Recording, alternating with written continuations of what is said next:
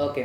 सो आज हम लोग बस एक शॉर्ट सेशन होगा, इसमें हम लोग देखेंगे कि तुम्हारा पेपर पैटर्न कैसा होता है, तुम्हें किस तरह प्रिपेयर करना है, उसका एक शॉर्ट सेशन होगा। पूरा उसका हम लोग और भी मोटिवेशन और सेशंस करेंगे, लेकिन आज का सेशन बस तुम्हारा पेपर पैटर्न समझाने के लिए है। तो देखो पेपर पैटर्न कैसा होता है एग्ज़ाम्स का। देखो इन एग्ज़ाम्स में ना तुम्हारे बेसिकली टेस्ट क्या एरिया टेस्ट होते हैं, दो एरिया टेस्ट होते हैं इस एग्ज़ाम में। एक होता है इंग्लिश और एक होता है मैथ्स। ये हर एग्ज़ाम के लिए कॉमन 90%, जेई वेई के नहीं बोल रहा हूँ, बाकी 90% के लिए कॉमन है। इंग्लिश और मैथ्स दो ही एरिया टेस्ट होते हैं। तो तुम बैंक का एग्जाम्स ले लो, SBI PO कोई भी एग्जाम से ले लो तुम, 90% CAT, XAT, IIFT, NMAT, CMAT, CAT, SNAP, SAT, हर एक में ये दोनों टेस्ट होते हैं। क्यों? क्योंकि अगर किसी को ये दोनों पार्ट आता है ना तो उसका बेसिक एप्टीट्यूड स्ट्रांग है। अच्छा, और एक चीज़ समझो, बेसिकली जो IIMs होते हैं या फिर तुम ISB ले लो, you know what they look for. तब उन्हें क्या देखना है तुम्हें पता है? वो दो चीज़ टेस्ट करते हैं, किसी भी कैरियर में दो चीज़ टेस्ट करते हैं। वो क्या है? देखो, एक है एप्टीट्यूड और दूसरा है एटीट्यूड। कोई भी IIM या ISB या कोई भी NMAT या कोई भी ले लो, या नरसिंह मोहन जी, तो वो लोग टेस्ट करते हैं तुम्हारा एप्टीट्यूड और एटीट्यूड। ये दो चीज़ों टेस्ट करता है। 2 A's बोलते हैं इसको। मैं इसको अपने जब भी लिखती हूँ 2 A's बोल के टेस्ट करूँ, तो they only look for 2 A's, aptitude and attitude. तुम्हारा एप्टीट्यूड चेक होता है exams like CAT, XAT, NMAT, IP MAT, CMAT या फिर मैट, और ले लो NPAT। फिर बहुत जगह SET होता है, बहुत जगह SAT होता है। SAT मतलब वो US वाला एग्ज़ाम बोल रहा हूँ। तो इतने सारे एग्जाम्स के मैं IIFT और ले लो, जितने भी एग्जाम्स, बहुत सारे एग्जाम्स का नाम बोल सकता हूँ, लेकिन मैं एग्जांपल दे रहा हूँ कि DU JAT है, बहुत सारा है, लेकिन मैं एग्जांपल देना चाह रहा हूँ कि हर एग्जाम में देखना ये सिलेबस कॉमन है, एप्टीट्यूड। तो अब एक क्वेश्चन बहुत वैलिड है यहाँ पर कि क्या कैट या क्या IP मैट, ये क्या एक वैलिड स्कोर है एक आदमी के एप्टीट्यूड का? देखो इसमें बहुत एक डिबेट होता है, ये तुम्हारा बहुत अच्छा टॉपिक भी है वैट का, लेकिन जो बोलना चाह रहा हूँ वो ये है कि is it the valid score of aptitude? मैं बोलूँगा नहीं, 100% तो नहीं है। देखो 100% कभी एप्टीट्यूड टेस्ट हो ही नहीं सकता इसके एक पेपर में। तुम्हें एक फॉर पीरियड ऑफ टाइम तुम्हें टेस्ट करना पड़ेगा उसे, तब तुम उसका रियल एप्टीट्यूड पता कर सकते हो। और वो भी पता करना बहुत मुश्किल है। एप्टीट्यूड कभी कोई एक नंबर में टेस्ट नहीं हो सकता, ठीक है? तो it's just a number two, मतलब जनरलाइज कि आपका एप्टीट्यूड कितना है, एक आइडिया देना चाहते हैं वो लोग, ठीक है? That is not a complete major. तो वो आपका एप्टीट्यूड टेस्ट किया। और एक चीज़ वो लोग टेस्ट करते हैं, वो एटीट्यूड। और एटीट्यूड बहुत इंपॉर्टेंट है, मैं बोलूँगा इससे ज़्यादा इंपॉर्टेंट है एटीट्यूड। और एक्चुअली पहले आपका एप्टीट्यूड बेसिक है और एटीट्यूड लेटर वाला पार्ट है। अगर दो, मान लो, अगर मैं मान भी लिया कि सब 300 कैंडिडेट शॉर्ट लिस्टेड हुए तो जाएंगे तो 120 ही, यहाँ से भी वो अगेन हाफ होंगे यहाँ पर भी। तो एटीट्यूड में वो लोग देखेंगे तुम्हारा वैट PI राउंड होगा। तो ये सब राउंड में लोग टेस्ट करेंगे कि तुम्हारा रियली एटीट्यूड कैसा है, तुम्हें रियली वो सिलोगिज्म्स के प्रॉब्लम देंगे, तुम्हें रियली समझेंगे, तुम्हें ग्रुप डिस्कशन में डालेंगे, तो पता करें तुम्हारा एटीट्यूड कैसा है क्वेश्चन के। तुम्हें रियल लाइफ प्रॉब्लम्स दिया जाए, तुम क्या उन्हें सॉल्व कर सकते हो? ठीक है, तो अगर तुम्हारे पास ये दोनों हैं तो तुम एक मतलब रियली एक अच्छे कैंडिडेट हो, तुम उस रोल के लिए बने हो। क्यों? क्योंकि तुम्हें बस देखो, रियली ये रियलिटी है, तुम्हें एक मैनेजर को ना, मतलब एक हाई क्वालिटी मैनेजर को ना, अच्छे खासे कंपनी के, तो उनको रियल लाइफ प्रॉब्लम सॉल्व करना होता है, उसके लिए एप्टीट्यूड चाहिए। और अगर सिर्फ एप्टीट्यूड है तो बस एटीट्यूड ही नहीं है, तो तुम मतलब क्या बोलते हैं, जो लोअर लेवल ग्रेड आपके ऑफिसर्स है उनके सामने ही तुम कुछ बेकार में कुछ बात कर दोगे, वो तुम्हें कुछ भी सुना के चले जाएंगे। एटीट्यूड होना भी ज़रूरी है साथ में। एटीट्यूड मतलब I refer to all kind of things like optimism and everything, मतलब एटीट्यूड होना पड़ेगा साथ में। और तुम्हें इंटरव्यूअर को फ्लेवर कैस्ट करना पड़ेगा, कुछ भी वर्ड्स एक्स्ट्रा बोल, तुम्हें इंटरव्यूअर को ऐसा फ्लेवर कैस्ट करना पड़ेगा कि उसे लगे कि हाँ बंदे में दम है, ठीक है? तो और हमारा मेन एरिया क्या है? एप्टीट्यूड। अभी हम लोग एग्ज़ाम्स के लिए, तो एप्टीट्यूड में देखो, अभी ईयर है, मैं IP मैट के लिए बता रहा हूँ। तो IP MAT it is for +2 exams after +2। ये बहुत अच्छा कोर्स है। अच्छा, अब इसके लिए ये अभी बहुत सारे extra IIMs like Rohtak, Ranchi और जिप मैट से बोधगया, जम्मू, सब ने स्टार्ट किया है। और रांची SATs ले रहा है और IP मैट भी लेगा, उसने रिसेंटली बोला है। तो देखो, अब IP मैट में ना मैं जनरली दो का ही सबसे ज़्यादा प्रेफर करता हूँ, इंदौर को हमेशा। उसके बाद मेरे लिस्ट में आता है रांची और फिर रोहतक, और मैं जम्मू बोधगया को नहीं काउंट करता हूँ कभी, क्योंकि मेरे को उनके बहुत ज़्यादा प्लेसमेंट्स अच्छे लगते नहीं हैं। जो भी, तो और see placement is not the only way, but it's a very big way अगर तुम्हें रियली जॉब करना है तो इंदौर को मैं हमेशा प्रेफरेंस लिस्ट पे बहुत हाई रखता हूँ, बहुत हाई। क्योंकि आप इंदौर से बीबीए करने का बहुत चांस है कि तुम कैट में भी बहुत अच्छा 99+ परसेंटाइल स्कोर करके एक अच्छे IIM अहमदाबाद में जा सकते हो, ऐसा तो बहुत ज़्यादा चांसेस होता है। तो एनीवेज, तो अब इपमैट का मतलब तुम्हारा कैसा रहता है कट ऑफ और वो सब देखते हैं। चलो आओ, रुको just a second, let me ping it to here. Yes, देखो देखो IP मैट इंदौर, इसके पेपर में कट ऑफ हर साल वेरी करता है। पिछले साल एक होम बेस्ड एग्ज़ाम हुआ था which I was not in favour of at all, ठीक है। तो उसमें कैसे जब एग्ज़ाम थे तुम भी जानते हो और सब जानते हैं, रोहतक का हुआ था। तो देखो इसका IP मैट इंदौर में कट ऑफ कितना होता है, और पहले तो मैं पैटर्न बताऊँ फिर कट ऑफ बताऊँगा। पैटर्न कैसा होता है इसका, इसके पैटर्न्स में ना 3 तरह के क्वेश्चंस आते हैं।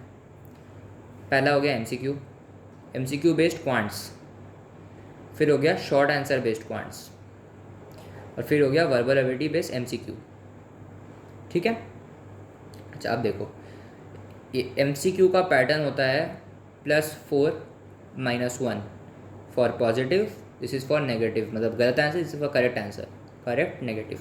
अच्छा ये MCQ इसके लिए भी वैलिड है, किसी भी MCQ में ये होता है, रोहतक के लिए भी सेम होता है, वो बता दूंगा रोहतक के लिए फिर से भी। लेकिन अच्छा अब ऐसे में, अब ऐसे मैं शॉर्ट आंसर बोल रहा हूँ, मैं शॉर्ट आंसर में नेगेटिव मार्किंग नहीं है। तो अब तुम्हें स्कोर मैक्सिमाइज़ करना है, तो तुम टारगेट करोगे ऐसे सेक्शन में कि मुझे नेगेटिव नहीं है, तो इसलिए मैं सारे क्वेश्चंस मोस्ट नियरली सारे क्वेश्चंस अटेम्प्ट कर दूंगा एटलीस्ट, और एटलीस्ट 0-1 तो लिख के आऊँगा। क्या पता सही हो जाए यार, तो +4 मिलना बहुत बड़ा बात है। और स्पेशली ऐसे में तुम्हारा अगर कट ऑफ ही 20 जा रहा है ना, अगर एग्जाम्पल 20 जा नहीं है, बता 20 अगर कट जा रहा है अगर कट ऑफ, तो 20 में 4 मार्क्स तुम्हें अगर फ्री के मिले तो समझो तुम्हारा कितना मतलब कितना परसेंटेज इंक्रीज हो रहा है। सोच के देखो एक बार, तुम्हें मतलब तुम्हारा अगर आउट ऑफ 20 में 4 मार्क्स मिल रहा है तो तुम्हारा 20% इंक्रीज, इस तरह से समझ लो चीज़ को। तो कितना बड़ा बात है सोचो, मतलब 4/20 × 100 करके देख लो, 20% इंक्रीज, तो इतना बड़ा इंक्रीज है तुम्हारा, ठीक है। ये पेपर पैटर्न। अब कट ऑफ कितना होते हैं, तो कट ऑफ होते हैं MCQ क्वांट्स के होते हैं 25, ठीक है। ऐसे के होते हैं, सॉरी हाँ, ये ऐसे के 25। मैं कोई डेटा याद नहीं कर रखा है, मैंने जस्ट एक आइडिया दे रहा हूँ जितना मैं याद है मुझे। MCQ का होता है 28, और वर्बल का शायद गया था मेरे ख्याल 68 के आसपास, 68 to 70 के आसपास गया था। तो ये है कट ऑफ्स, ये तुम्हारे सेक्शनल कट ऑफ अगर आएंगे तीनों सेक्शंस में तब तुम्हें वो इंटरव्यू के लिए बुलाएंगे, ठीक है। अच्छा तो देखो, अब देखो, तो बोलने का मतलब है तुम यहाँ पर अराउंड 7 क्वेश्चंस राइट कर दो, यहाँ पर भी 7 क्वेश्चंस राइट कर दो, और यहाँ पर कितने क्वेश्चंस करोगे राइट बताओ मुझे, 18। अब देखो, अब तुम बोलोगे कि नहीं 18 एग्जैक्टली नहीं, लेकिन मैं मान रहा हूँ तुम 72 ला रहे हो, मतलब 4 मार्क्स एक्स्ट्रा लाया तो क्या हो गया। और यहाँ पर भी मैं मान रहा हूँ तुम 3 मार्क्स एक्स्ट्रा लाया तो क्या हो गया, नेगेटिव मार्किंग क्यों लाना है अपने को। मैं उस हिसाब से बोल रहा हूँ कि तुम बेसिकली इस तरह समझो कि शॉर्ट के 7 क्वेश्चन, MCQ के 7 क्वेश्चन, वर्बल के 18 question, and you are sorted. तो मैंने इतना कर लिया तो तुम्हारा कट ऑफ तो 20 का निकल गया। तो ये हमारा पार्ट तो अभी नहीं है वर्बल वाला, तो इसको हम अभी नहीं देखेंगे, हमारा पार्ट है ये दोनों पार्ट, ठीक है। और इसमें देखो तुम्हें 7 क्वेश्चन करने हैं दोनों में, तो ये कितना ईजी है तुम रियली सोचो एक बार। 7 क्वेश्चन करना कितना, और उसके पिछले साल तो कट ऑफ और नीचे आया, 19 के आसपास गया था कट ऑफ निकल से का, तो बहुत लो है वो। तो 7 क्वेश्चन करना 40 मिनट में, मतलब 40 मिनट्स में you have to do only 7 question. तो इससे ईजी क्या हो सकता है, मतलब बेसिकली तुम एटलीस्ट 30 क्वेश्चन तो कर ही सकते हो। ऐसा कुछ टफ क्वेश्चन होता नहीं है जो मैं मान लूँ कि तुम नहीं कर सकते हो 30 क्वेश्चन यार, तो प्रैक्टिस में कर सकते हो। मतलब स्पीड, डिस्टेंस, टाइम और ये सब समझाने के लिए तुम्हें कोई बहुत एडवांस चीज़ तो नहीं चाहिए, तुम कर सकते हो ये सब क्वेश्चन। सेट थ्योरी करने में तुम्हें क्या 10 मिनट चाहिए क्या एक क्वेश्चन करने के लिए, नहीं ना। तो ये करना पूरा डुएबल है, 100% डुएबल है। तो तुम बेसिकली तुम्हारा कट ऑफ नहीं, मैं बात करता हूँ देखो 99% का, मेरे कट ऑफ से कोई प्रेम नहीं है भाई। कट ऑफ निकालना नहीं, क्या कर लिए तुम, कट ऑफ ही निकाल लिए तो बस 99% लाओ तब कोई बात है। तो कैसे आएंगे, अब देखो उसके लिए हम लोग टारगेट करेंगे 20 क्वेश्चंस। मैं बहुत कम बोल रहा हूँ 20 क्वेश्चंस, कि देखो मेरा क्वांट स्ट्रॉन्ग है इसलिए मैं क्वांट्स में ज़्यादा ट्राई करूँ। मैं 20 नहीं, मैं क्वांट्स में 30 लेकर चलता हूँ। लेकिन तुम लोग अगर तुम्हारा क्वांट स्ट्रॉन्ग है तो तुम भी 30 लो, और करने 20 लो, मांगे चलो कोई भी मॉक दो, टारगेट 20 क्वेश्चंस ऑफ MCQ। ये जो भी मैं 20 बता रहा हूँ MCQ के लिए बता रहा हूँ, शॉर्ट के लिए नहीं। शॉर्ट में क्वेश्चंस कम होते हैं, इसलिए तुम्हारा उसके 20 क्वेश्चन होंगे उसमें, तो ऐसे भी तुम्हारा उसमें कम हो जाएगा। ठीक है, तो अच्छा वहाँ मैंने 20 में लिखा था क्या शायद, नहीं मैं नहीं लिखा था। चलो तो तुम्हें ये 20 क्वेश्चन में से, अब बताओ इस 20 क्वेश्चन में से कितने क्वेश्चन तुम्हारे एकदम इजी होंगे, सेट थ्योरी के होंगे, स्पीड डिस्टेंस टाइम के होंगे, तो एकदम इजी क्वेश्चन होंगे, टाइम एंड वर्क के होंगे। इस सब क्वेश्चन में तुम्हें सोचना नहीं है, हो गए सॉल्व। ऐसा तो कुछ नहीं दे सकता जो सॉल्व ही ना हो, होगा जरूरी सॉल्व। तो 20 क्वेश्चन तो सॉल्व होंगे ही तुम्हारे। अब हाँ, इसमें तुम ट्रिग्नोमेट्री टाइप के क्वेश्चन लीव कर सकते हो, जरूरत नहीं है करने का, वेरी गुड। अच्छा अब देखो, अब ऐसे टाइप ऑफ क्वेश्चन के लिए, ऐसे क्वेश्चन के लिए तुम्हारा टारगेट होगा फिर से यही तीनों चैप्टर्स, बार बार चैप्टर फोकस करता हूँ, और स्पेशली मेरा फेवरेट ज्योमेट्री, दोनों के लिए इसको करके जाओ, तुम्हारा 2 क्वेश्चन तो फिक्स हो गया।